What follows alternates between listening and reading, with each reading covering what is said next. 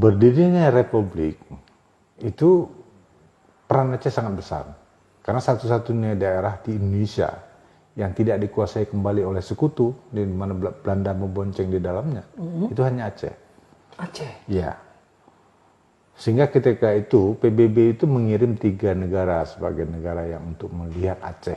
Apakah benar Aceh itu ada pemerintahan, ada rakyat, ada wilayah yang memang belum dikuasai oleh Belanda. Dan hasilnya apa tuh?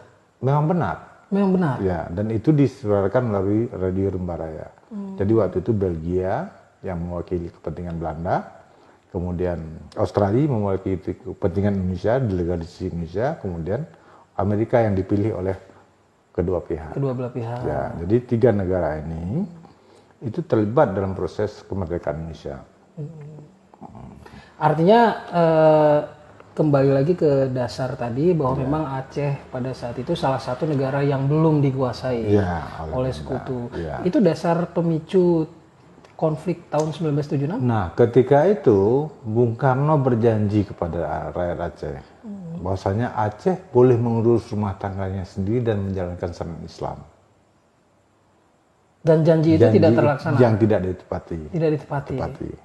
Tahun 50 malah 50 ya, akhir tahun 50 itu malah Aceh digabung ke dalam Sumatera Timur. Ya, sehingga terjadi pemberontakan DITI 53. Kenapa DITI? Karena DITI waktu itu sudah eksis di Jawa Barat. Nah, ada Raden Mas Kartosuryo. Tapi sebenarnya perjuangan Aceh ketika itu ya untuk negara Islam. Untuk Aceh sendiri? Iya, ketika DI itu. Tapi pemberontakan itu adalah pemberontakan pada pemerintah pusat yang mengadopsi Aceh itu ke dalam sebuah keresidenan saja. Padahal ini ada sebuah negara di awalnya. Berarti pada saat itu pemerintah RI waktu itu tidak mengakui keistimewaan Aceh atau tidak memberikan hak sudah mengingkari janji awalnya,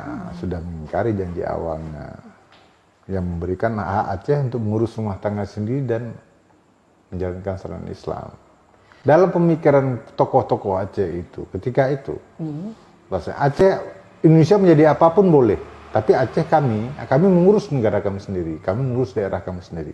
Walaupun kami tetap bergabung ke dalam Indonesia, tetapi kami punya kewenangan untuk mengatur sendiri. Dan itu memang yang dijanjikan oleh Bung Karno ketika itu. Kita bisa mengurus rumah tangga sendiri.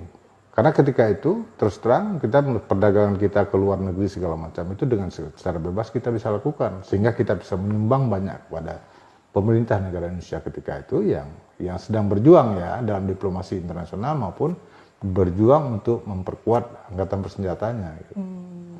Harusnya kita juga diberikan hak untuk mengelola sumber daya alam yang ada di Aceh. Semualah. Termasuk Walaupun ya dalam konteks kenegaraan tentu kita ada sharing pendapatan antara Aceh bersama pemerintah pusat